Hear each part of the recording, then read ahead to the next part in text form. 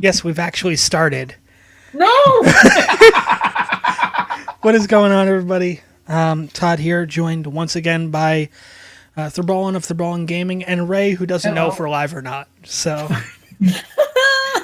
You all know Ray. You've been listening to Ray. yeah, you've been listening to Ray over the music. So, I'm sorry. I'm gonna go seppuku. no, you don't do that. That's a very bad thing to make jokes about. That's true. That is true. That is like super fucked up and whatnot. Yeah. It's okay, Ray. You just made a little error. Was it a pod error or was it a pod error? Mm-hmm. Okay, so in my defense, I'm thinking it was one word. When we were doing Marvel Heroes and we were saying that we were the odd errors, we did that as one word. You did it as one word. I always did this too. Oh, well, then fine. There is no excuse. It was one word for me, and in my community, it was one word. Yep. So that's why everybody was confused. Yeah. But anyway, let's get the bill paying out of the way. The shilling. If you guys do appreciate what we do, there's multiple ways to get us. Of course, there's if you're watching the Twitch or YouTube archives, there's the scroll where you can get our Twitch channels, our Twitters, and of course the Precipice Podcast Network YouTube, Facebook page. You guys can check us out there, which is really cool. If you want to support the network or the show, of course, in the description there is a link for shop.spreadshirt.com/precipicepodcast. Pick up some sweet t-shirts, and if you love mystery boxes, you can sign up for Loot Crate. Amazing service. It's like Comic-Con in a box. Every month you get a box, or every 2 months, depending on which box you go with. You get a box. It's themed. Typically, and I'll be honest, typically you will not be disappointed. Every now and then there'll be like one or two items you're just like, meh about. I've had those boxes, so I'm not going to bullshit you guys. But yeah. Of course, on the audio front, you guys can catch us on Radio Public. Amazing app.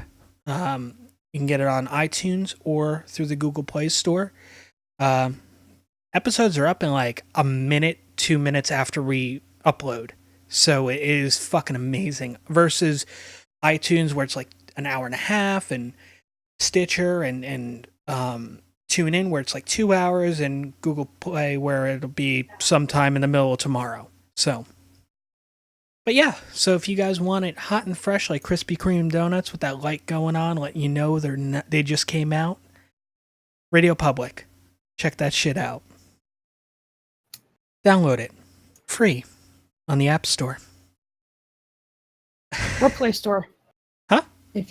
Play Store if you're... Well, I was just saying the App Store, because that's like kind of like ambiguous for either one. You had to go and make it denominationally specific. Yeah. Well, but that's... No. All right, fine. I'll just stop talking. Talk over the intro, and now you're being shushed now. Yeah, I mean, just messing everything up anyway, so... But anyway, we got to give a very special thanks to somebody for sharing us with their community.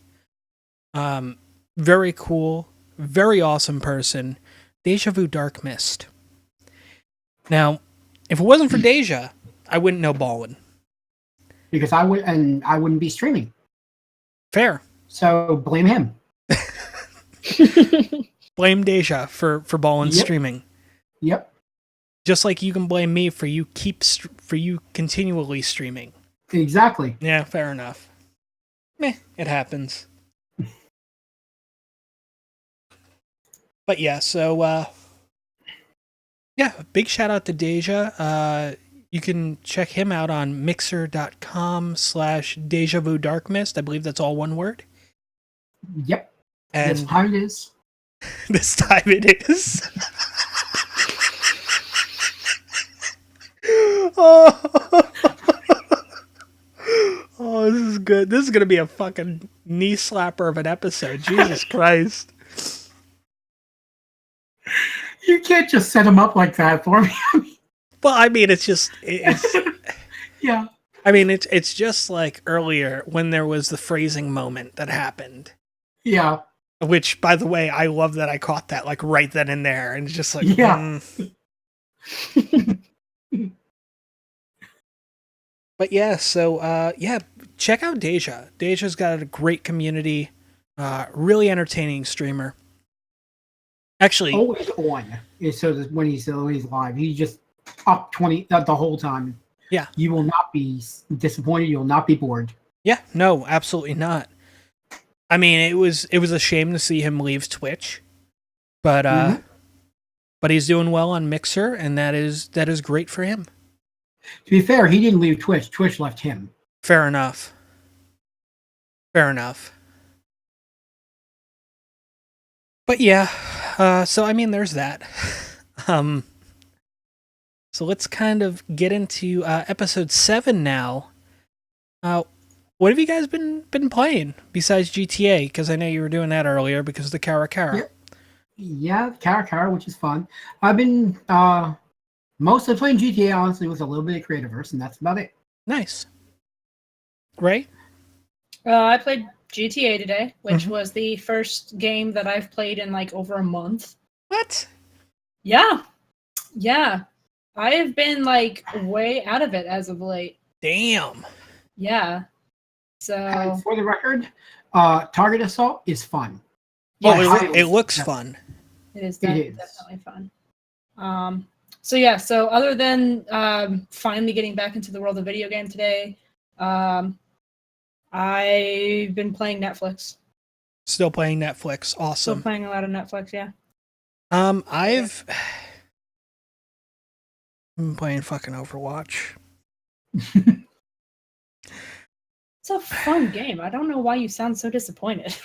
Yeah, I'm Todd. okay. Overwatch. Hi, Todd. Yeah. So here's the thing. The reason why I'm upset by saying I've been playing Overwatch is because I'm enjoying it. Well, it's better than playing a game you don't enjoy. Yeah. So Like, for all you Skyforge players out there, you know what I'm talking about. Both of you. oh. No, I mean, like, okay, so let's kind of be like honest about this. It's a game that I shouldn't like. It's a game type that when you put it on paper for me, I'm like, I can't get into that. It's not my type of game. And for some reason, I'm enjoying myself. Like next week, they're releasing like a seasonal event called Uprising. Well, they're bringing back Uprising, but it's now renamed Archives, which is like, all right, well, whatever. And I just learned more about it, and basically, it's a story chapter for the game, like Oh, okay. it's a PvE thing, and I'm like, oh fuck yes. But it's like, oh, you could play it as it's meant to be played with these 4 heroes, or you could play it with free heroes, so you can kind of fuck with the history. And I'm like, oh, that's pretty cool. So, Yeah. But yeah, I mean, it's an interesting dynamic. I shouldn't, like, based on the fact that I don't like competitive games at all. Very much cooperative here. Yeah, I'm like super like a co-op player. I love PvE. I shouldn't like Overwatch. And I find myself more and more playing. I've also been playing Mass Effect Andromeda multiplayer. So there's that as well. But that's PvE. So it's like that's pretty cool. So I mean there's those two. Other than that, I really haven't played much. Thinking about maybe starting up Crackdown. But I've been watching Kami play that, so it looks kind of. It's basically Crackdown is basically your cops, but like with Saints Row 4 abilities in a sense. Like you got like you could when you level your character up enough, like they can jump over skyscrapers and shit, you know, like it's kind of interesting. But you're a cop, so yeah. So I mean there's that. It's an interesting concept. I had trouble getting into it when I first tried playing it, so it's been a couple years, so I think it's time that I give it another shot. So yep. But yeah, no, so otherwise I really haven't played much. Except fucking Overwatch. It hurts me. It fucking hurts me to say it. Why you do this to me, Blizzard? Why you do this? Well, that's what Blizzard does. They pretty much they are the Apple computers of gaming, because Apple's obviously not the Apple computers of gaming because, well, but fair enough. Yeah. But Blizzard basically they will take a game genre, they'll glitz it up, and then they'll claim they invented it, or at least our fans will. Yeah. But and they will get an ungodly number of people to play it, and sometimes it'll even be enjoyable. So here's the thing, like with Overwatch, you gotta remember, like I did the beta for Battleborn. Battleborn came out like right around the same time as Overwatch, but Battleborn had a story mode. So I'm curious about possibly picking up like Battleborn for like a couple bucks, and playing through story on that, because I think that could be interesting. But at the same time, Battleborn did have a different aesthetic, in the sense of like mid-match you're leveling your character. So it was more of a MOBA style versus Overwatch, where it's like capture the flag, defend the point, you know, escort. Like those are your game modes basically. But I don't know. I mean, it's almost as interesting as hearing a member of the group saying that they are interested in playing Fortnite. With people, yeah. I'm going to try it if anybody's interested. Yeah, I mean, that might be a thing. 4-person Fortnite, me, you, Ray, and Storms. I mean, that could be a thing. I'm not familiar with Fortnite. The Battle Royale mode's free to play. So Yeah.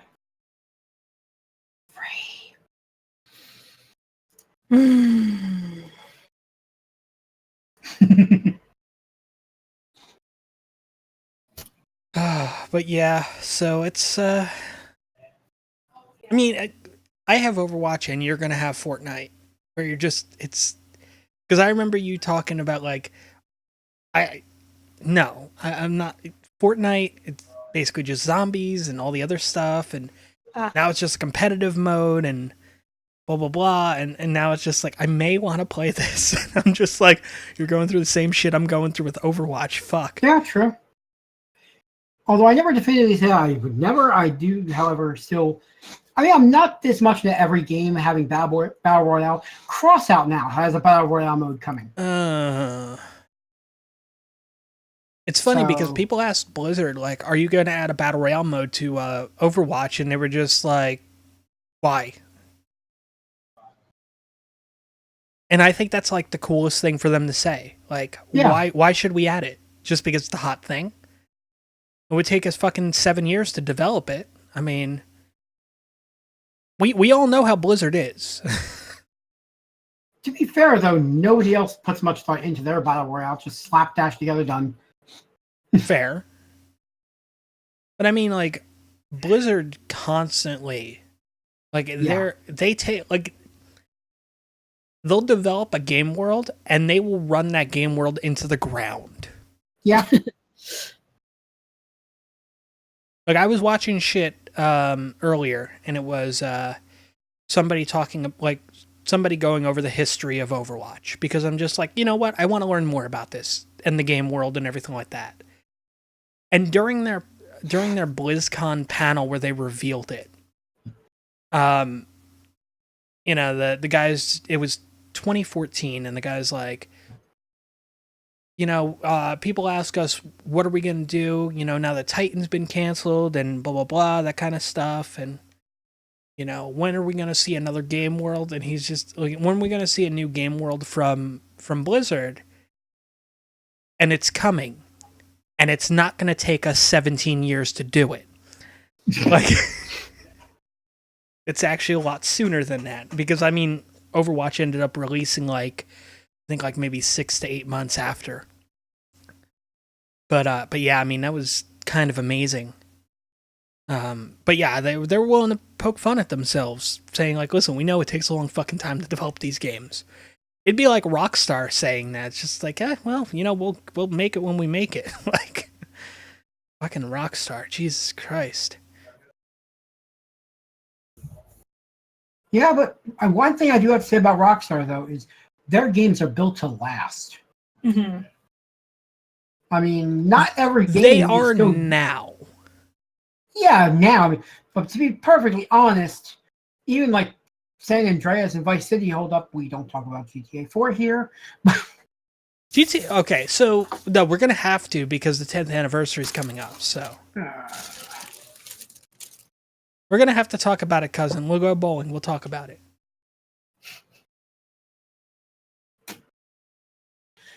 Okay, GTA 4, worst protagonist in Rockstar history. I'm done. I could not get into it because of Nico. Nico did not need guns, armor, and a vendetta. He needed a hug for his PTSD. He needed therapy. His mistake was coming to America where he wasn't going to get it. Fair. I personally and this is the interesting bit of GTA 4 for me. I didn't enjoy the story of GTA 4. Just because basically what you described. Yeah. But the DLCs were fucking good. I enjoyed Lost in the Damned. My problem is I'm not enough of a completionist to want to play the DLCs for a game I don't enjoy playing. Fair. So that didn't happen for me. I've heard good things about it. Yeah, Lost in the Damned was really good. Especially, hey, I've heard the ending is great for their leader, the leader of the Damned. Yep. The Lost. Doesn't that tie into GTA 5? Yeah, actually, the character you play in the DLC is found in GTA 5. Yep.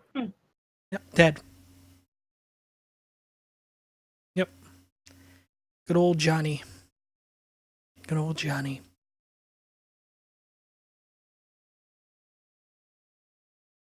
So anyway, guys.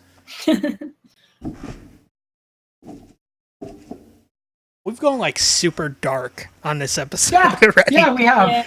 We actually have. Oh, that's not good. I'll be honest though, you went darker before we had the crash, yeah. Yeah. I wasn't going to go there, but yeah, before we had the crash. Yeah, before OBS decided it wanted to say fuck you, no recorded. But yeah, no, I hear you on that. But no, personally, I just feel that. It's.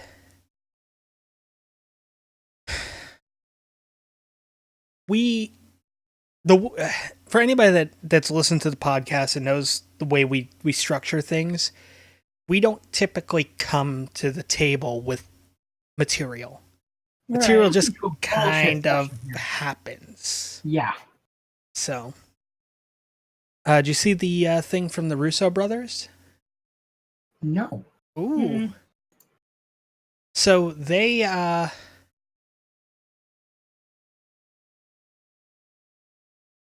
assuming I should know who the Russo brothers are. I will actually just link it to you.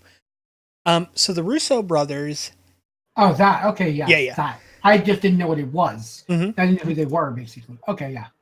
So the Russo brothers are the guys working on the Infinity War stuff. Oh, okay. Yeah. which we are now like 3 weeks away from. Which is fucking scary It is. because we still have not seen Hawkeye in any of the trailers. I haven't watched the trailer, so I wouldn't know. Like, Hawkeye isn't even on like the poster. Yeah. Well, to be Hawkeye fair, is nowhere to be seen. they claimed there was going to be 67 superheroes in this. Mm-hmm. Mm. So why would Hawkeye be in it?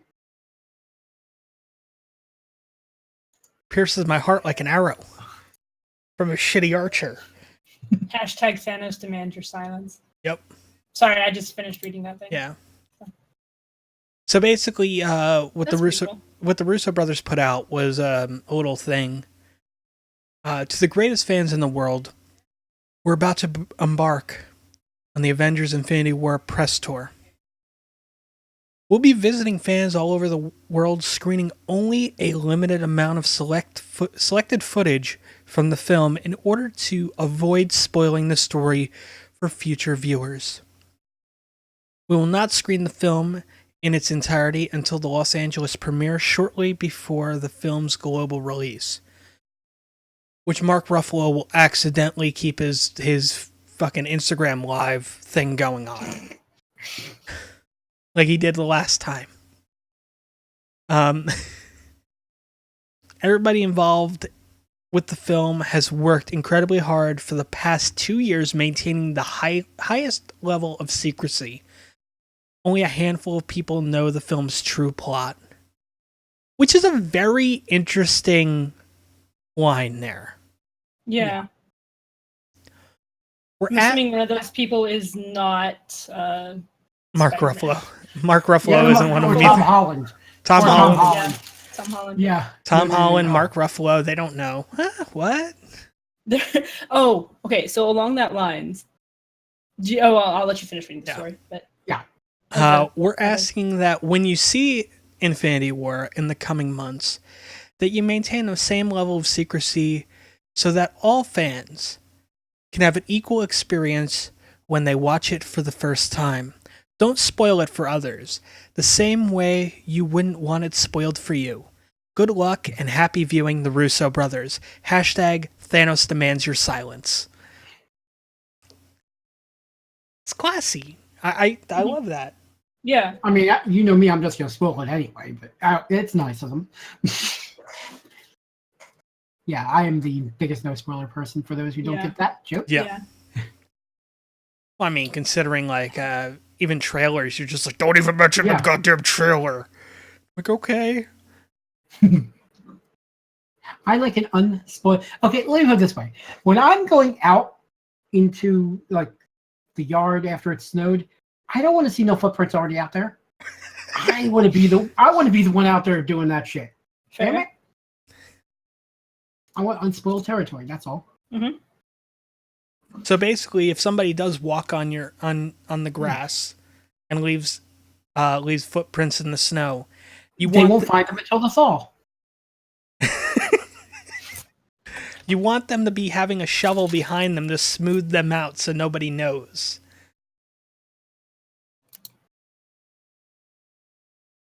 I mean, I don't know about you guys, but I wouldn't want food that someone's already been chewing on.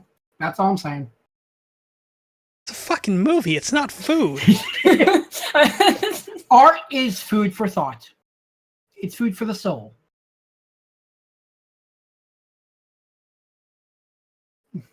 Well, I mean, if that's the case, then how many movies are leftovers? Oh, I mean, have you seen the number of sequels? I'm not even talking about sequels. I'm talking about like movies that are essentially the same movie as came out like 6 months prior, but just with different characters. Like, and it's not even related to the same story. I'll be honest with you. I call those. I actually refer to those as unspoilable movies. You can't spoil that which comes pre-spoiled. Fair enough. Fair enough. So I mean, like New Mutants is one of those unspoilable, spoiled films, right? Dark Phoenix is starting to look that way. Yeah. They're talking about it being a grounded drama.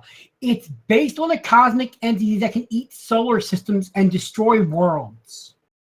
How is that a grounded drama? I don't know. Why is New Mutants going for like for an R-rated horror, PG-13 horror film? PG-13 horror is such a hilarious phrase to begin with. It is. Just remake Troll already. No. No one should. No, not Troll 2. The first one. Troll 2 was an absolute fucking shit show. Troll 1 was intriguing.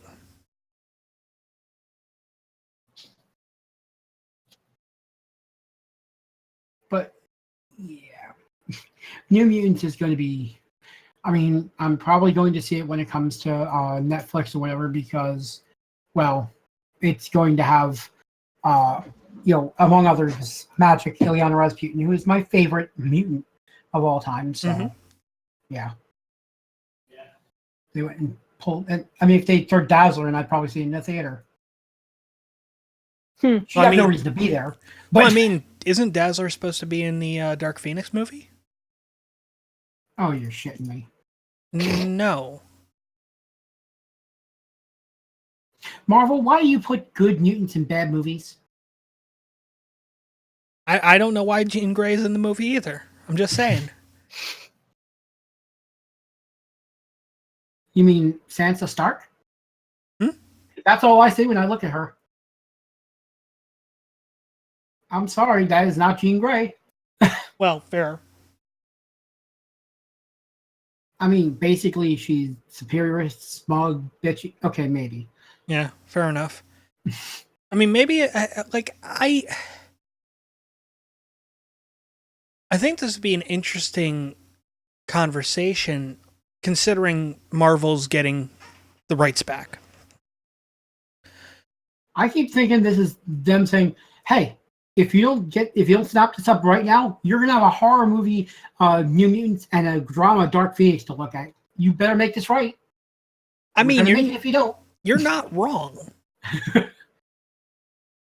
There might be a reason why they keep pushing the date back. They're giving Disney enough time to buy it and make it the way they want to make it. Yeah, fair.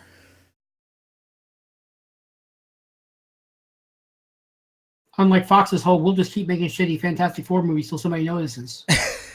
We noticed. We fucking noticed with the first one, and then they're just like, you know what? We'll make things right. And you're like, really? Yeah, we're gonna have Galactus and the Silver Surfer. You're like, what? That's great. All right, we'll give you another shot. Yeah, another shot to make it even shittier. And you're like, no. Second, Rise of the Silver Surfer was. And then Fan Four Stick. You know the best thing that came out of that? Killmonger? Killmonger.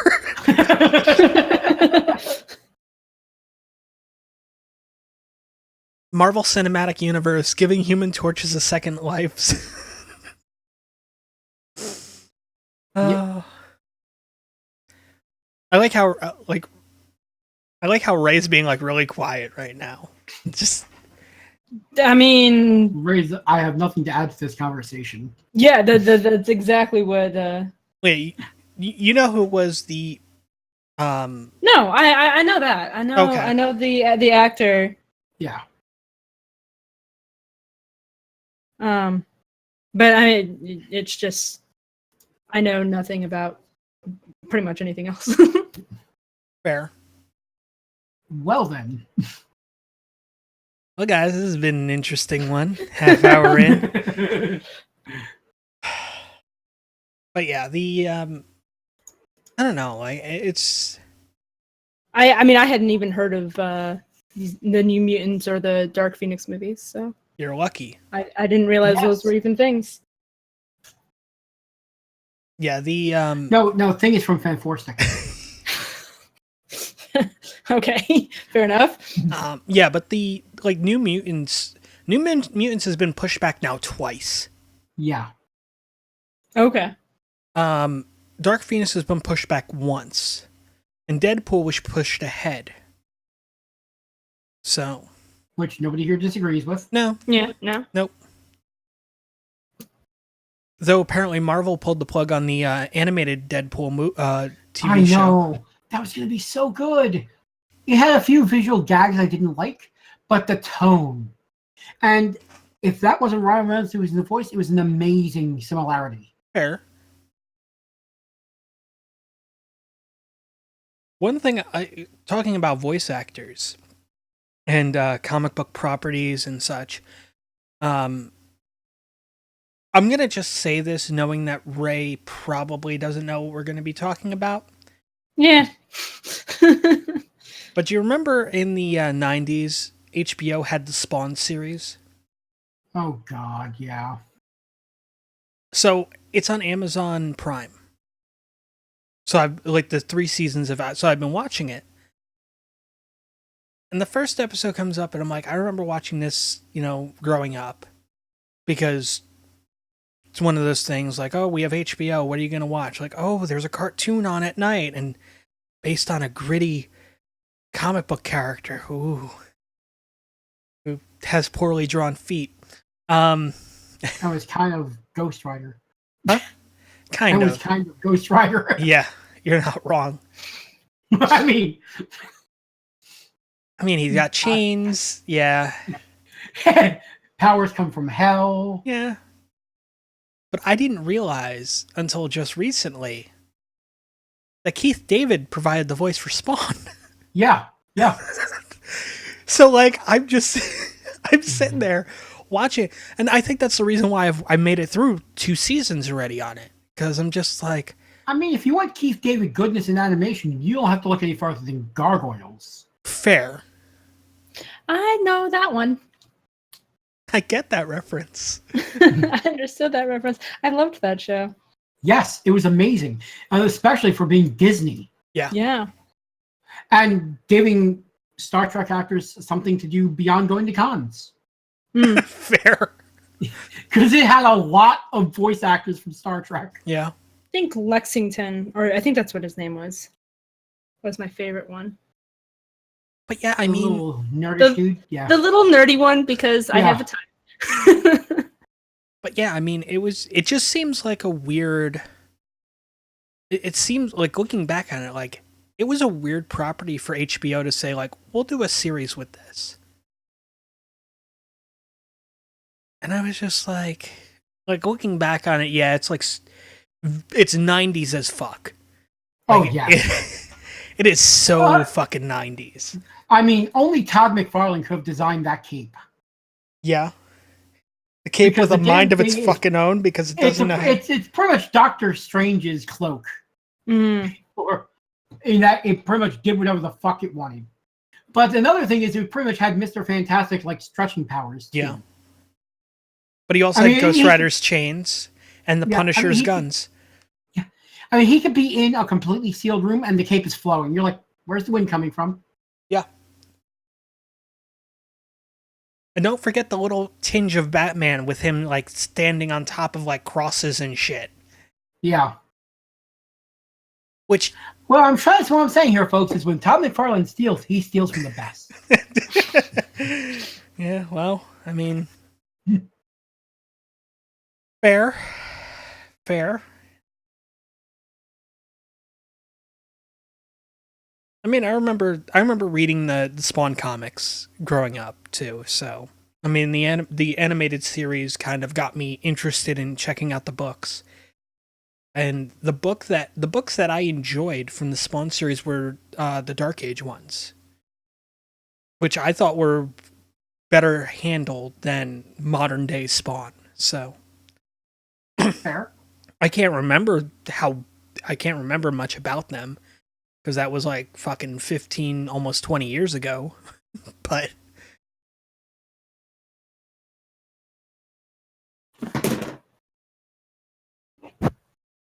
yeah, I mean, it's just, I don't know. Nostalgia, kids. Yeah. It is the worst fucking thing to have. I still get nostalgic over City of Heroes, and I'm never seeing that shit again. Yeah. You can go back and watch Spawn. I'm screwed. Yeah, fair enough. Though with City of Titans, I may create Spawn. Oh, God. Yeah, I've pretty much made up my mind. I'm going to be playing City of Titans because it's Well, yes, it's amazing looking. I mean, the customizability looks like it's going to outdo City of Heroes, which I didn't think was possible. fair. And it generally looks like a true labor of love, which is a good thing for a game. Mm-hmm. And if I'm not mistaken, their Twitch page actually has listed fall 2018. Mm-hmm. It's due out this year. It took them Nice. 4 years, but they, you can't rush a good thing. No, you can't. I mean, I will say that I'll say what I will about MMOs and my history with MMOs and how I've always said to myself, I'm not going to get invested into another one. City of Titans might change that, though. And if you want some podcast exposure and beta testers, you don't have to look any further than here. Thrabalen. I will gladly help beta test or alpha test your product. Hey, you got your loot crate. This is mine. Damn it. Fair enough. I mean, arguably, did they do a Kickstarter yet, or? Oh yeah. Okay. Oh yeah. I think they did. Yeah. Yeah, I mean, it's just it's one of those things where I know when the game comes out, that is going to be your content. Yeah. I'm going to be playing a lot of that. If City of Heroes came back, I'd be streaming that right away. Yeah. But since it won't, City of Titans, definitely. City of Titans is the new chick on the block, and you're just like, sup, girl? Yep. You remind me of this girl I used to know, but better. You got more customization on you. Got them looks. Let me see them color shaders. Them some good color shaders. Check out the bump mapping on this. See, I will take it one step creepier. That's what I will do. Oh. What's your power set, girl? Come on, girl. Show me your powers. You mean I can go with gadgets and this and that? I could just basically say, I want this, this, this, and this from these 12 different power groups? Fuck yeah. Oh. I mean, I think that's what I want, though, in an MMO. Mhm. Is because, I mean, we played Marvel Heroes together. Mm-hmm. And we had a lot of fun doing that. Oh yeah. God, yes. And I mean, a bunch of us getting together and playing a super group in a first personized. In a That'd what? be fantastic. In what? First personized, instead of like top down or 3/4 ISO like Marvel Heroes was, where you can actually play in first person or third person, as the case may be. I would prefer third person. Yeah, Same. definitely. Same. But I mean, just being able to. Okay, here's what got me hooked on City of Heroes. Newly level, 14 character. I'm on a rooftop. I run to the edge, and for the first time, I just fly. From that moment, I was hooked. Fair. Completely. From that moment, because there is nothing like. I know you can fly with planes and everything, but flying with your character being a human-looking avatar, no jetpacks, no flight suit, no nothing, just you in the sky. It was amazing. It made me feel like a superhero. And that's the kind of immersiveness I want in a game. Yeah. So I want a superhero game to make me feel like a superhero. So, okay, let's just kind of lay this out, because this is actually a good question for all of us. What would be your travel power? It depends. I'm inclined to say flight, but for some reason, games are always like, well, flight has to be slow or else it's OP. And I'm like, meh. I had a lot of fun with super jump, though, in City of Heroes. So I would not mind seeing that making a return. Fair. Teleport has never done well, but Yeah, no, I'll give you that. Just I mean, are we talking in real life, or are we talking like in the game. We're Well, no, either way, I'd probably pick. I'm a big fan of flying. We're talking real life, flight for sure. But Oh yeah. I would probably go super speed. I would probably go with that as my travel power. super speed was not bad in City of Heroes. It was utter crap in DC Universe Online. Well, fair enough. But I definitely think like super speed would be like, it just seems more flexible than flight. Yeah, it can be, yeah. Yeah. Although, if you want to get up on the rooftop, you definitely want something with a little more verticality. Well, Sure. I mean, if you hit enough speed. Everyone thinks, I'll just go up the fire escape. Yeah, good luck making those turns using super speed. Oh, I ain't talking about going up the fire Yeah, I escape. know. I'm talking about you go fast enough, you start just vertically running up the building. That's DC Universe Online, although fast enough is relative with that game.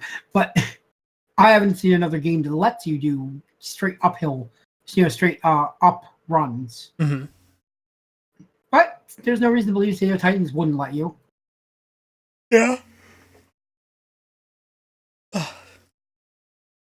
But I mean, so then like, all right, so we have our travel powers out of the way, Mm-hmm. Mhm. right? So what would be like your primary like power or your power base more like? Well, I've always been fond, honestly, of the melee types in a superhero game. Okay.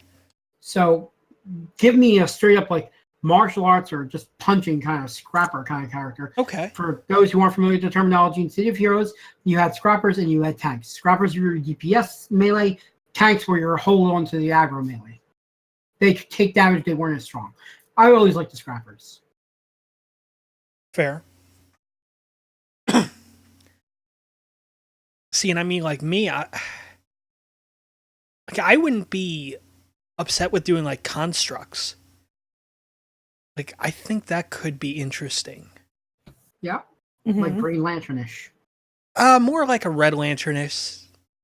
Well, I'm just talking about using Yeah. The light construct, the force constructs as Yeah. just yeah. Mhm. Yeah.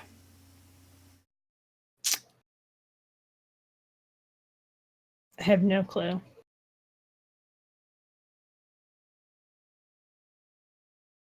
I have no idea. First thing that pops into my head is just sniping. Right, you can play Just gun snipe. characters. One of my favorite characters in City of Heroes was an ex-cop who basically got pissed off that the police force had gone to hell because they were letting superheroes handle everything. Ah. So she was basically a vigilante type. Vigilante's War Journal. Yeah, like sniping or archery or something probably is what I would. Yep. That's fair. Not like necessarily a superpower. Just remember, though, like with archery, you can only hold 11 arrows in your quiver. So Yeah, that's fair. after that, you're kind of done. Yeah, well. I'll just Hawkeye it. Yeah. Just, all right, guys. Yeah, Did I'll what I take down gotta 11 do. of them.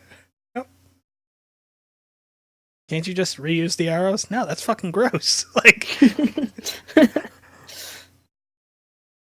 Assuming I don't kill the guy, just injure him, well then he's probably got blood poisoning of some kind. Like cross-contamination going on there. so what I'm hearing right now is Balen would be like a flight DPS puncher. Yep. Drop out of the sky and start duking it out. Yep. Ray would be I'd be a bird with a sniper. That would be my ultimate goal, would be wings and a sniper rifle. That's all I really want. that's all I want in life is just wings and a sniper rifle. I mean, Yeah, but you got to remember, like, there's certain. Okay, I'm beginning to think you should just go archery and be Hawkeye But then Yeah. like Well, like a I mean, literal Hawkeye. Yeah. exactly. That could work too. It But wor- but again, then you only have 11 arrows. So I get bored. whereas I'm a speedster version of Atrocitus. Just like honestly, that just sounds kind of OP. Just Oh. keep his rage up. He puts little rocks in his shoes, so as he's running super fast, it just hurts like hell. Oh. Little things like that. I mean,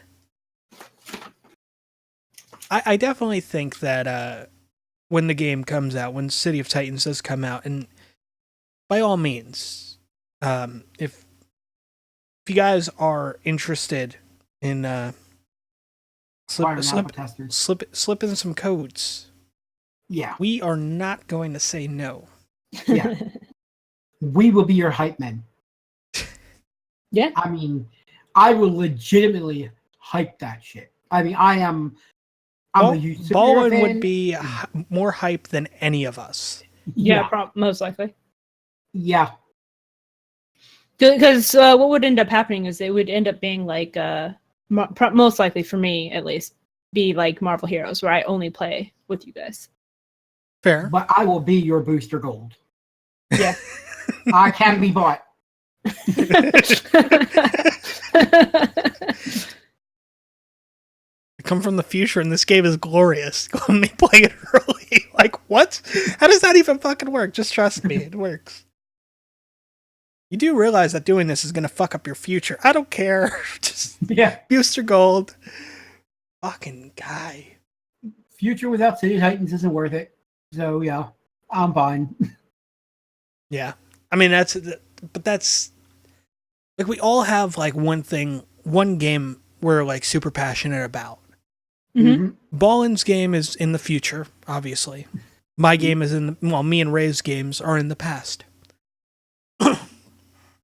Yeah. Well, I mean, I'm getting pretty hyped about KH3. That's in the future still. Technically.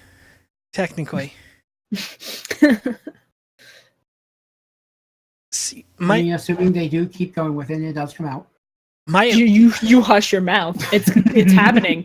It's gonna come out. I may be 98 years old when it happens, but it's coming out. My problem, and I am playing it. My problem with Kingdom Hearts is I do have like a major issue with Kingdom Hearts. Okay. Ray slowly sharpening a knife. Yep. So, you got Kingdom Hearts 1, 2, and 3, right? Yeah. For a lot of people, that's all they know of the series. But to get the actual story, you have to play all the bullshit side games. Well, you mean like... like Birth by Sleep and all the other stuff to kind of understand what's going on in the actual world as opposed to what's going on in just Kingdom Hearts 2. Yeah, kind of. I can see where you're saying that. I will say though, with bringing in 1.5 and 2.5, it's a whole lot. The other games are now more prevalent as well. They're okay, so they're a bit more accessible. I'll give you that. Mm-hmm. But they're not accessible to everybody, and that's the problem. Because Kingdom Hearts 3 will be releasing for the first time on a non-Sony... Well, actually, the main Kingdom Hearts game, which in this case is 3, is going to be released for the first time on a non-Sony platform. That is true. And I say that because, what was it, Birth by Sleep and the other one, Chain of Memories. Those were released on the was it the DS? No. Birth by Sleep was actually released only on before the 2.5, where it was released on PlayStation. It was before that only on PSP. PSP. Okay, so that was PSP. the DS versions, those games were Chain of Memories, 352 over, or 358 over 2 days. And then there was also Recoded and Dream Drop Distance, which was for the DS 3D. So, what I'm hearing is, of the now 8 games that are going to be in this series, Mhm. 5 of them have been on portable devices, and 4 of those 5 have been on Nintendo devices. Yes.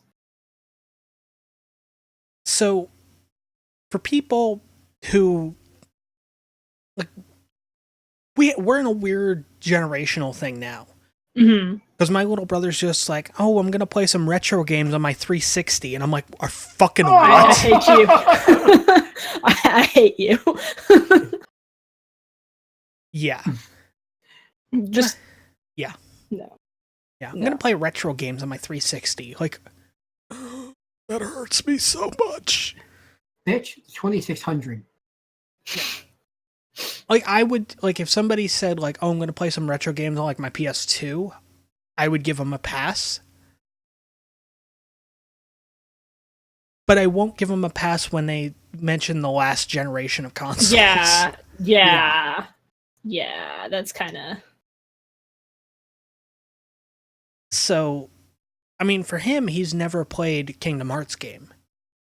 Mm-hmm. And if he ends up being interested in Kingdom Hearts 3, now for him, he's lost, like, fucking 7 games worth of story. Oh, yeah. You know, for me, I've played the first one, I've played the second one, and I will play the third one. Mm-hmm. But even then, I've lost 5 games of story. Yeah. Where I don't know what the fuck is going on with this War of the Keys and all the other shit. Mm-hmm. Yeah, no, I do definitely agree that that's kind of a shitty thing. Yeah, I don't like that, personally. I still love Kingdom Hearts, and Kingdom Hearts has always and will always have a very special place in my heart. Mm-hmm. But I agree. They need to release those games on other platforms. Oh yeah, no, absolutely. That goes. That kind of goes without saying in my. Yeah. Now I will say I'm interested because the characters don't look even remotely the same. Mm-hmm. Like Sora and Riku, they look so ridiculously different. And yes, they have had character design changes in every game, but they always have some continuity. You know, they look very similar. You can see, well, the growth is that, well, they're a little bit older. So, of course, their hair length and clothing and height and everything is going to change. But, I mean, like, their entire facial structure and hair, everything has changed, and it bothers me. Mm-hmm. Sora does not look like Sora.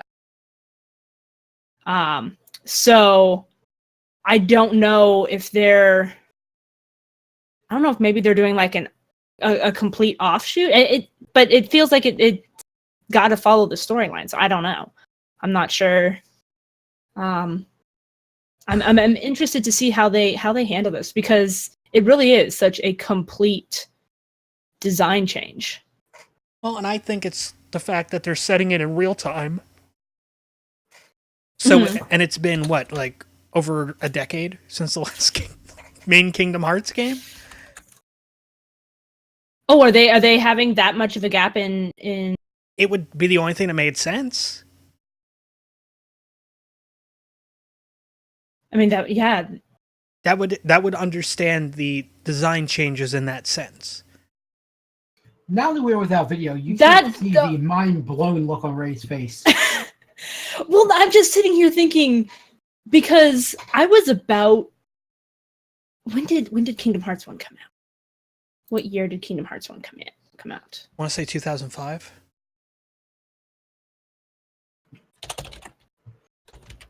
That doesn't. No, that can't be right. That can't be right. 2002. 2002 is when Kingdom Hearts 1 came out. Mhm. Well, because I was like, 16 years ago. yeah. So, and Sora was, if I remember right, Sora was 12 in Kingdom Hearts 1. So that would make, oh, criminy Moses. Sora is the same age as me. So by that idea, that's 27-year-old Sora. Okay, fine. I can see that big of a difference. A huge difference in 12-year-old Ray versus 27-year-old Ray. I mean, I can live with it. 2-3 inches. Yeah, roughly. No, actually, I was really short when I was 12. So I'm looking at the Kingdom Hearts games, and you got Kingdom Hearts, which was 2002, March 28th, 2002. So yeah, it just celebrated what, 15 years, 16 years? Yeah. 16. Jesus 16 Christ, years. I'm old. And we had Chain of Memories, which was 2004. Kingdom Hearts 2 was 2005. Yes. Then you had Kingdom Hearts Coded, which was 2008. But then it got re-released as Recoded, because it was actually an episodic thing. Then you had Kingdom Hearts 358 over 2 days, which is a fucking weird title. Yeah, it's weird, and it takes a long time to make sense. Yeah. But it is primarily set between Kingdom Hearts and Kingdom Hearts 2, focusing on Roxas' time with Organization 13 and his motives for leaving. Okay, so, and I'm still looking at this, and it's like, then you got Birth by Sleep, which was 2010. Dream Dot, which is the prequel, comes before even the first Kingdom Hearts. Yes. And then you had Dream Drop Distance, which is 2012. Which is supposed to bridge the gap between 2 and 3. At least bridge some of the gap. If we're jumping up to real time and they're 27, 28 years old. But then you also have Kingdom Hearts. They're gonna be hipsters, aren't they? But then you also have Kingdom Hearts X. Oh, right. I haven't played that one yet. Well, X was only playable in Japan, but then they released the Unchained X, which was the international port for Android and iOS. And actually, it's not Kingdom Hearts X, it's Kingdom Hearts Key. Because that X is actually the symbol for key in some kind of language or something. Yeah. Which I because I think they have a little bit of the Kingdom Hearts Key in like a video format or whatever in 2.8. Yeah, it features cartoon-like 2D models and is a prequel to the entire series, taking place. Oh, that's the phone one. That's the one on that's the what phone, which I have played. Takes place before the Keyblade War. Yeah. Yes. Okay, talking about older games and phones just brings up the Nokia N-Gage. I'm sorry. I had to drop that in. Go on. Yeah, so Unchained Key, as I'm being corrected on, even though the thing looks like a fucking X. No, it absolutely does. It was released in the United States April 7th, 2016. But then the following year, last year, this time of year, it was released, re-released as Kingdom Hearts Union Key. Which is confusing as shit. And then you had one Kingdom Hearts game was developed exclusively for the Vcast, Verizon wireless broadband service was released October 1st, 2004 in Japan and February 4th, 2005 in the United States. It was one of the launch games for the VCast service.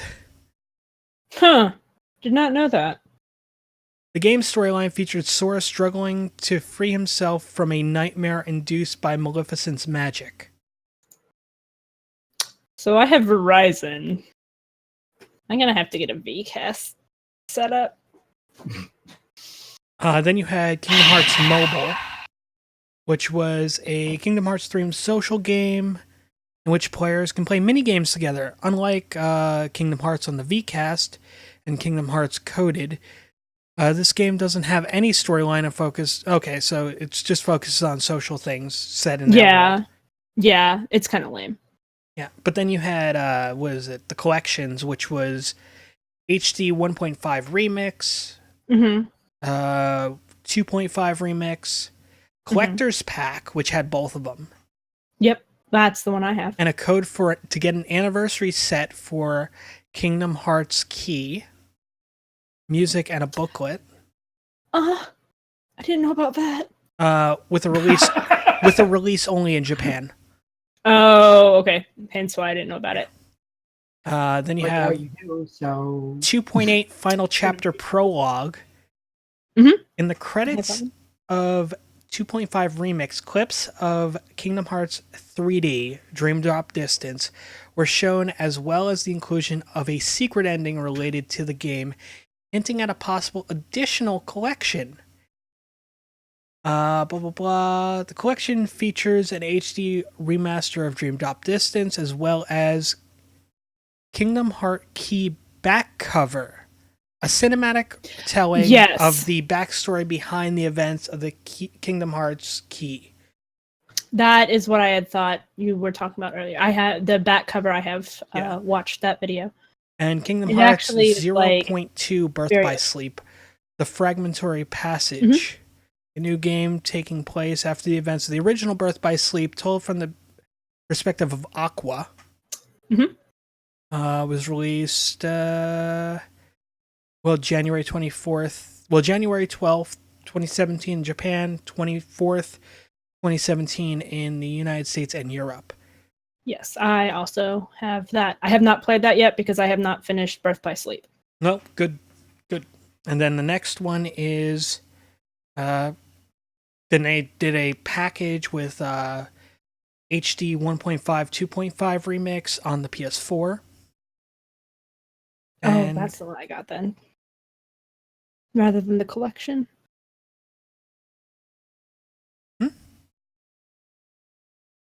I don't know. I'm muttering to myself because I had said that I got the 1.5, 2.5 collection, but no, I got the one that's for the PS4. Yeah. Because I do not have a PS3. Mm-hmm. And then, of course, there's the Kingdom Hearts 4. The game will conclude the Dark Seeker saga. Kingdom Hearts 4? Kingdom Hearts 3. Okay. But it will not be the final game in the series. Yay! They're beating this dead horse, and I do not care. It makes me so happy. Yeah. I don't know if you should be yaying, because let's face it, that means that you are going to have to wait for the next one to come out, and who knows how long. Yep. Nope, I'm aware. I'm telling you, I'm going to be playing these games, like, forever. Yeah. Forever and always. What I think is funny is Kingdom Hearts 3 sees many returning gameplay features from the series, which is great. Yeah. While introducing new attraction flow attacks that incorporate various Disney parks attractions. Yes. So I've seen that in some of the trailers, and so what I'm hearing is Captain America could be in this. He doesn't have an attraction. He is an attraction there. Yeah. They have Cap wandering around the park and everything. Fair. Oh, nice. But no, it's like they have like the teacup ride, and they have some Peter Pan ship. Is it the Peter Pan one? I was gonna say I know there's a I want to see the level where you get stuck on the "It's a Small World" ride with a plane. I know. I am concerned about that. I hate that ride. Everybody hates that ride. Yeah. So The problem I have, though, is that this third game's being released on the PS4 and the Xbox One. yes. No, I agree. Like, I'm all for it being on multiple platforms. I just but they have to bring want the other one. context for Yeah. those. Like, I would love to replay the Kingdom Hearts games. I would love to. And I would even do that shitty one that you didn't like, Oh where my you're just gosh, like, the one because that fucking card battling bullshit. yeah. It is the only game that I have to Collectible card slog games. through. Even enough to turn Ray off of Kingdom Hearts. I mean, wow, no, it doesn't turn me off of Kingdom Hearts. It's just that particular game of the series is a slog. Yeah. I have to force myself to continue playing it. I honestly, personally wish that they had gone the same route that they did with Coded and 358 over 2 days, where in the PlayStation 4 version they are it's a video to watch. you sit there and you get the storyline of it. So, I mean, I will say this much. With Chain of Memories, which is the game you're talking about, Yes. it is a direct sequel to Kingdom Hearts. Yes, And it is. It is set a year before Kingdom Hearts 2. And it explains why the beginning of Kingdom Hearts 2 is the way that it is. Yeah. So I understand why it's there. And I will say I do like the PlayStation version better than I liked the DS version. But at the same time, I also kind of don't. Mm-hmm. If that makes sense. Because I don't like the fact that it's still set up the same way as the DS version, in that I kind of wish they had gone back and just like voiced it. Because I hate games where I have to sit there and click through what people are saying. So, are we a gaming podcast now? I just gotta know. I mean, that's the way it tends to go. I mean, 2 weeks in a row now, it's been all gaming. I think more than that, because the week before the one that we had the Lost episode 5, Yeah. was also just talking about, I think that one was Episode 5 corrupted, and all we had was us talking. Like, it ended with us talking about tabletop. Yeah. Fair. right. I'm just wondering, But because, yeah. We talked about, what did we talk about last week? games. No, but which game? We were talking about how you hate customizing characters. Which We means did you're gonna that. love City So of Titan. you talked a lot about Saints Row. Oh yeah. Yeah. Saints Row. Saints The- Row, the Grand week- Theft Auto. GTA 6. Yeah. But I mean, I will say, so as far as the gaming stuff goes, and this is what you guys told me, I think last week, when I mentioned that we were still talking about Todd's, because a lot of last week's was what Todd had been playing. Yeah. Was what it turned into a lot of. That's like a big thing that the three of us have in common. Oh, yeah. It's the main thing that the three of us have in common is video games. I mean, we met over Twitch, so... Yeah. Yeah. So I just think it's funny. We much like me with streaming, we started, oh, yeah, we're a variety podcast. Games. I would be with Marvel Heroes. Yeah. With I streaming. mean, I could talk about creative I stuff, know. but then you guys would be, That doesn't stop you other from people talking got about it. Kingdom Hearts. well, Well, I mean, okay, so let's be serious. I didn't bring it up. Let's be serious here for a second. If Yeah.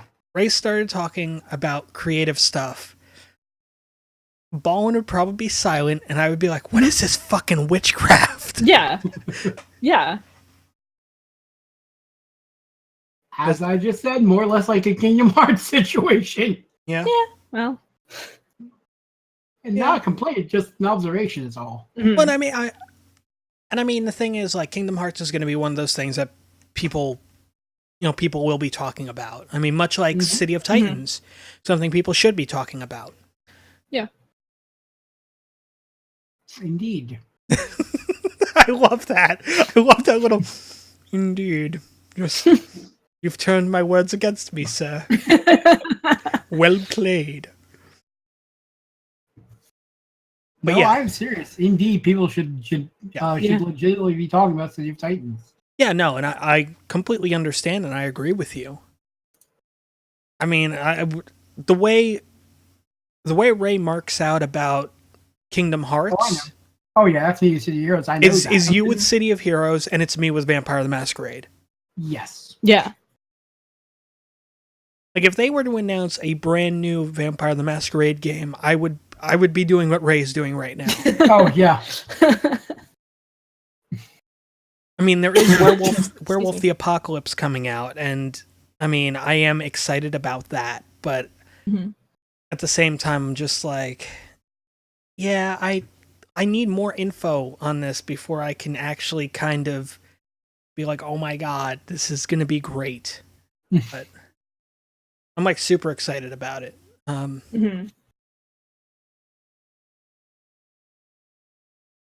So I mean, we all have something that we're like super passionate about. That's Yeah. Yes. That's really what it comes down to. So the only reason I don't have Kingdom Heart tattoos on my body is because I am too broke to buy tattoos. Fair. What would you get? Um, I mean, Keyblade on the chest so Ray can have the key to their heart. Yeah, I mean, I've thought about the getting my two favorite Keyblades, which is the Oblivion and the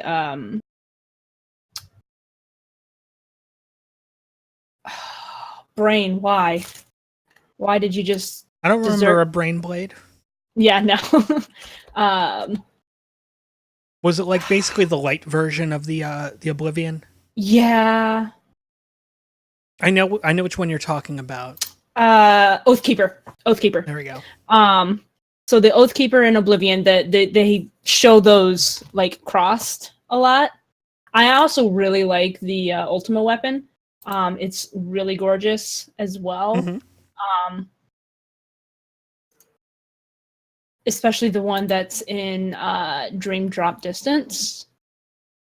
That Riku and Sora used together at one point in that game. So I've thought about doing the Oblivion and Oathkeeper ones. They're neck tattoos, right? No, those would probably be like inner wrist or something, maybe. I've thought about doing the actual Kingdom Hearts symbol, the swirly type heart. Yeah. And then I saw someone once that had a full sleeve with just like different characters and scenes and stuff, and I would love that. But that would be a ridiculous amount of money. So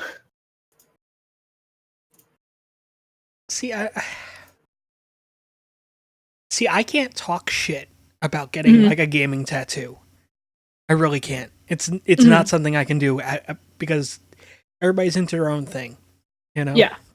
I mean, I got my Camarilla Ankh tattoo, so there's that. Well, and go ahead. Well, no, I was just gonna say. So, I mean, there's that. So, like, it's not my place to be like, oh, well, that's not a good tattoo to get because it's all subjective to whoever's getting it. Yep. And indeed, my biggest complaint is people who just get tattoos willy-nilly. It should be personal. It's going to be a part of you for a very long time, or you're going through laser to get rid of it. So Mhm. yeah, it should be something very personal to you. Oh yeah, and I fully agree. Like I'm a big. It's I would not get a tattoo without it being meaningful. And especially because my mom is also very much like, well, what if you don't? What if something happens? What if Kingdom Hearts 3 is terrible and you don't like the game anymore? Well, the thing for me, especially with Kingdom Hearts, is the first games are why I started gaming. Like I had played a few video games before that. Mhm. I played like Spyro and Crash Bandicoot, stuff like that. But I didn't get sucked into a game until Kingdom Hearts. That's Kingdom fair. Hearts like completely sucked me in. And if not for Kingdom Hearts, I probably wouldn't have gotten into any other video games. Certainly not to the level that I did, because it just been something that I could, I'll do it every now. I wouldn't have gotten into streaming. Yeah. Wouldn't have gotten, without getting into streaming, I wouldn't have gotten into a lot of other. So I probably wouldn't be as into. I'm sure I'd still be somewhat into art, but I probably wouldn't be as into art as I am.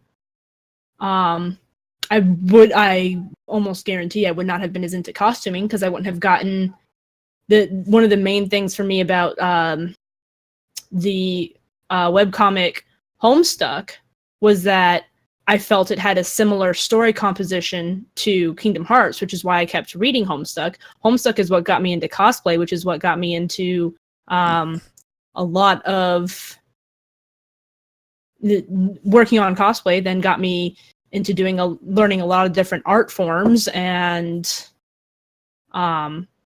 eventually got me into the felting stuff that I really enjoy doing, and which brought about the Dragon Horde Creations business that I've been working with. Mm-hmm. Yeah.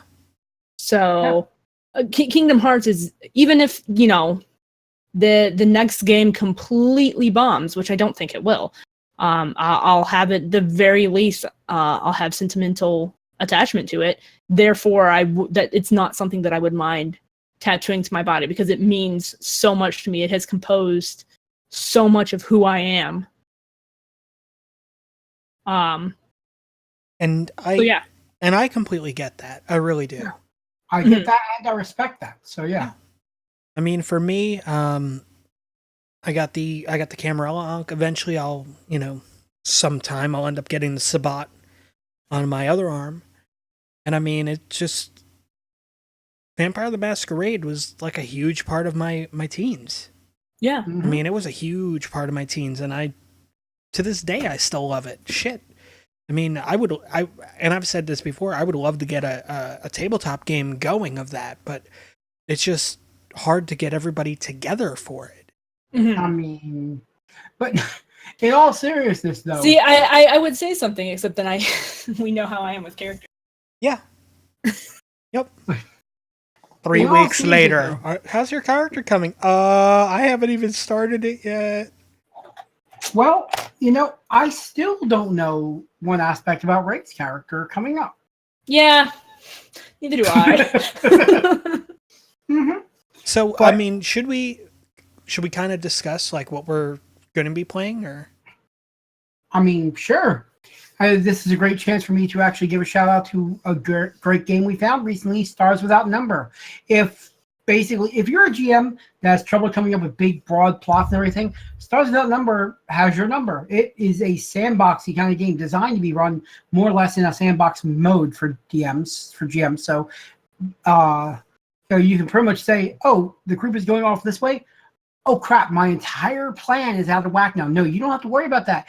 You can just do shit over here now.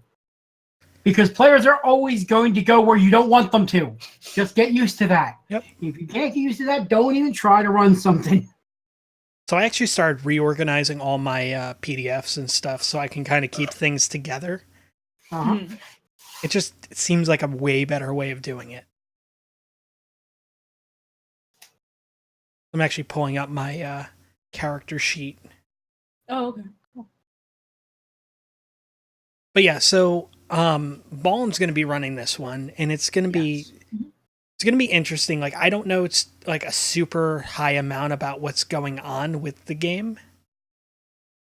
So I mean, there's that. It's going to be a little bit of a surprise at the beginning, just as far as basically none of the player characters know each other. Mm-hmm. So there's that. Mm-hmm. It takes place on a domed world, and by that I mean basically it's a whole bunch of cities all covered in domes, but with a cyberpunk-esque feel, meaning that these cities are all run by individual corporations. They don't get along very well most of the time, so there's that. Yeah, Stars Without Number, just for those of you who aren't aware, it happens in the 3200s, basically the 33rd century. In the 27th century, after centuries of expanding out to the stars, mankind pretty much gets stopped dead by something that pretty much breaks down a lot of space travel for a few hundred years. So it's now just crawling back into where people can travel around space freely again, which means there's a lot of chance for player characters to get lost in the cracks, which is the best kind of game system for characters if you're looking for good adventure. Sorry, go ahead. No, it's cool. No, you're fine. Yeah. So for me, I know, and I've done this already with you, Balen, where like I'll be working on my character and I'll throw things out and I'm just like, these are things just aesthetically for my character, which the DM can play with. Yeah. Which for me is like a super fun thing to do. So like, oh yes, as a DM, it's very much appreciated. Because I mean, my character, their class is they're a psychic, you know. So I mean, what is it? There's like 4 classes or something like that, and like you got psychic, and then you have like a half warrior, half psychic. Then you have the straight warrior, and then you have the other thing. Yeah. The non-psychic. The expert? Yep.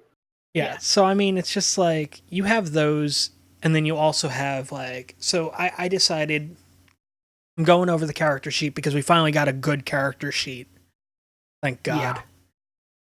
Yeah. I mean, there are more classes than that, but still, go on. What happened? There are more classes in magical classes, even if you use magic, but those 3 are pretty much the main. Yeah.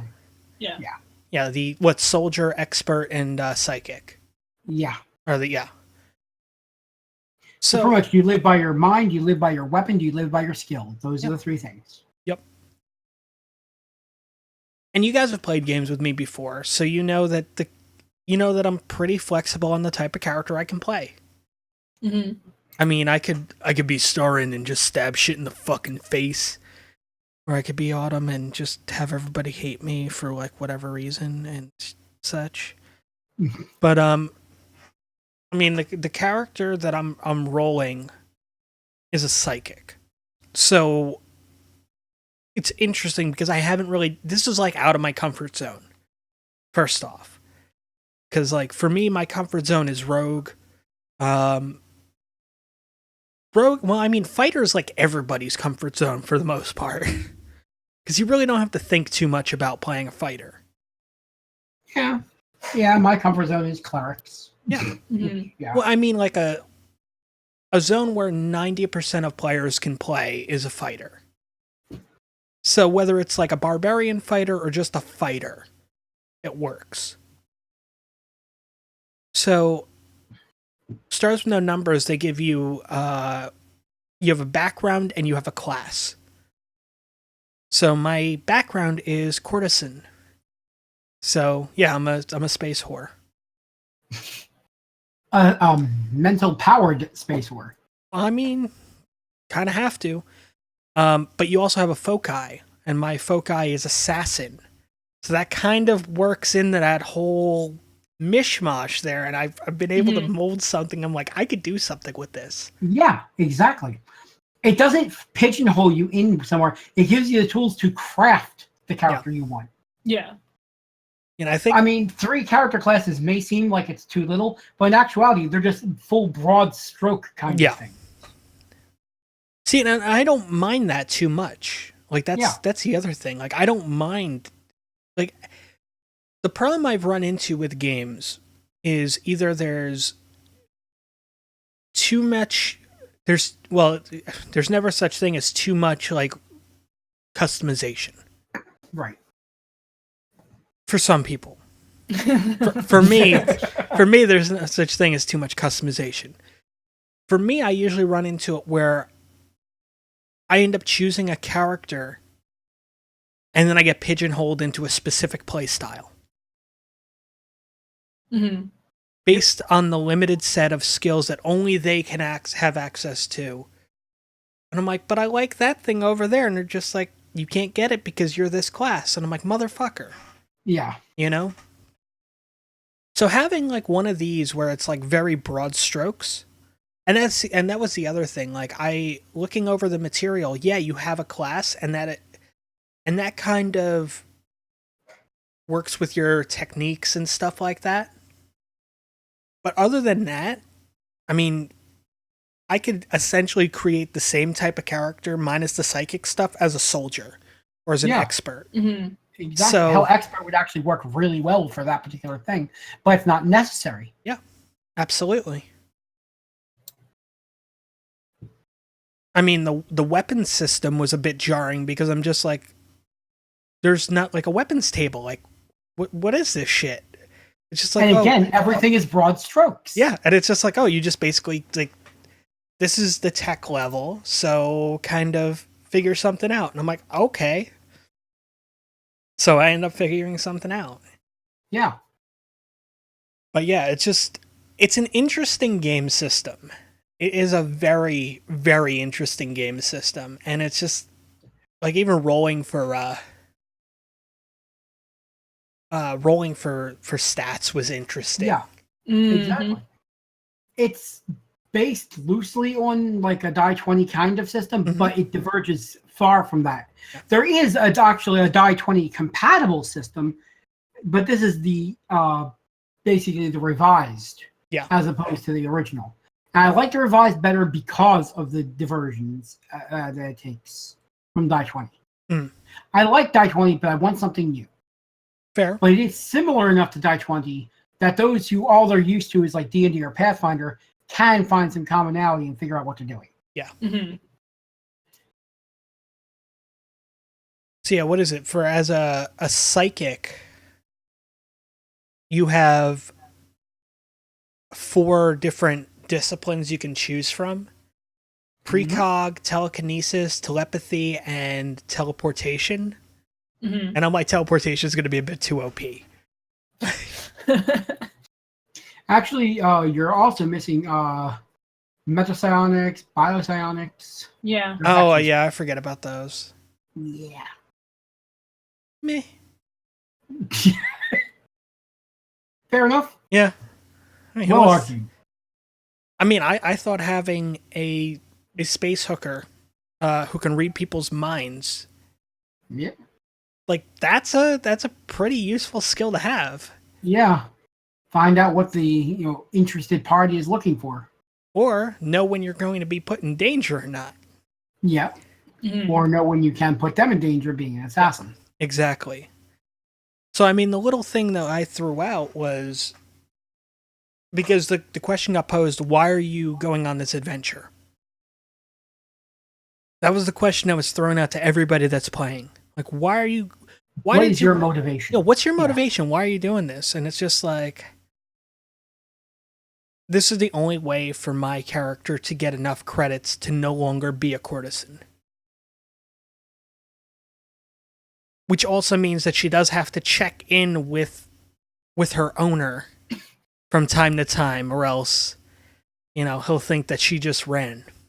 Mm-hmm. And that in itself, like giving that out there was nice for my character, as well as saying, hey, here's some random encounters you can just throw out from time to time. Mm-hmm. It gives the GM something to work with, and it also gives the player something to internalize and go, okay, this informs my actions. Yeah.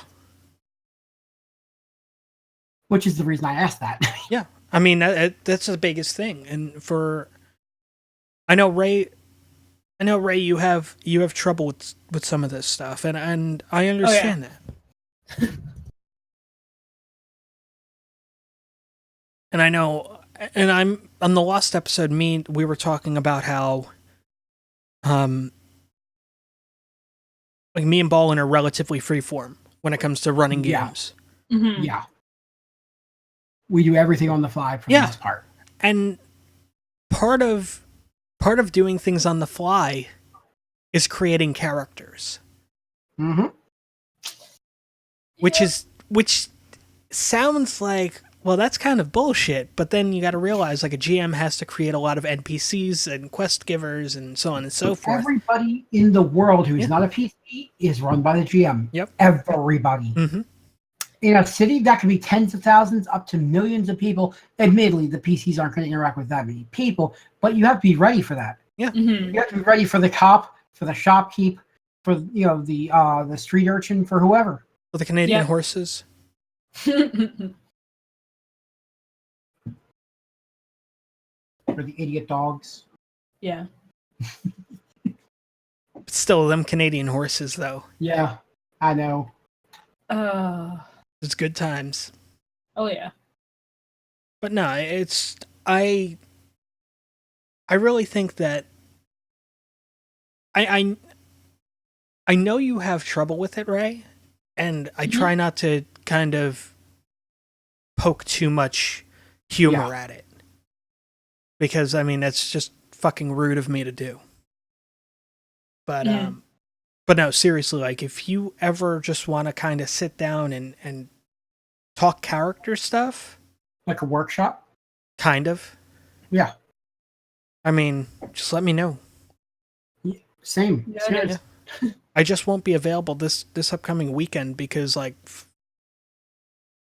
fucking bullshitty fucking too much goddamn wrestling this weekend. There's over 20 streaming events this weekend between Friday and Sunday. A pro tip for people: if you're interested in the wrestling, sign up for a free trial of WWE Network. Yes. You can watch WrestleMania this weekend and then drop it if you want to or whatever. Yeah. Yeah, that's actually a really good pro tip. That is a very interesting one. Yeah, WWE Network. If you sign up now, WrestleMania is free for you. You get a free month. You get the Hall of Fame ceremony. You get the NXT Takeover, which is what I'm looking forward to, and then you get the 7-hour WrestleMania thing. And thousands of hours of stuff to watch if you want in their archives. Yep, absolutely. Also, Twitch is doing 2 live streams. This what was it? Friday and Saturday they got 2 events that they're live streaming from WrestleMania weekend as well. So, you and I would love to see Twitch host actually. What? Wrestlers playing WWE 2K18 using themselves, their characters, and wrestling other wrestlers doing the same thing.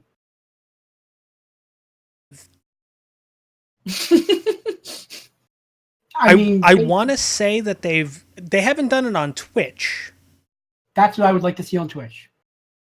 Like a bracketed thing. Fair. I think that could be funny. Definitely some, amusement and entertainment opportunities is all I'm saying. Mm-hmm. Yeah. No, I understand that. I completely do. I mean, this was it this weekend? Like Thursday, Impact Wrestling starts all their coverage for WrestleCon, which is a convention that just so happens to be the same weekend as WrestleMania. Surprise! Remember how I told you, like, it's was I telling you, Balen, about how it's just like yes, you were. Yeah.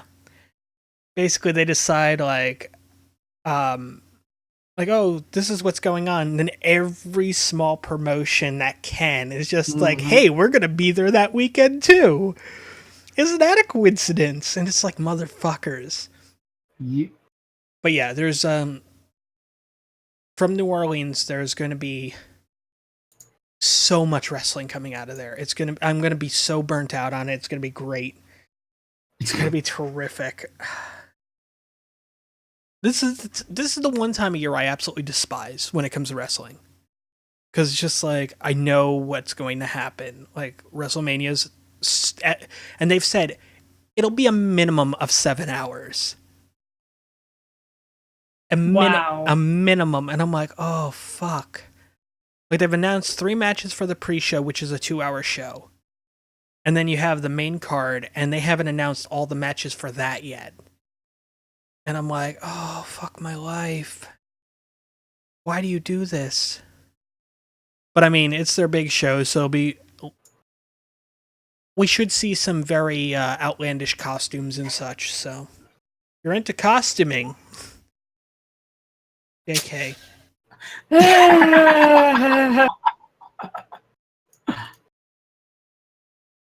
But yeah.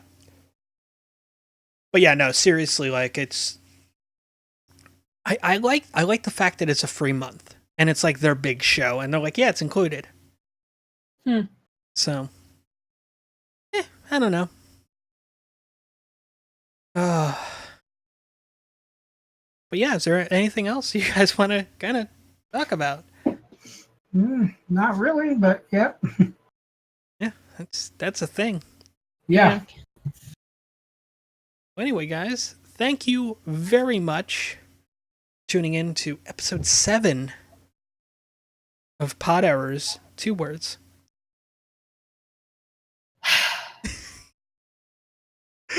Oh, I had to do it.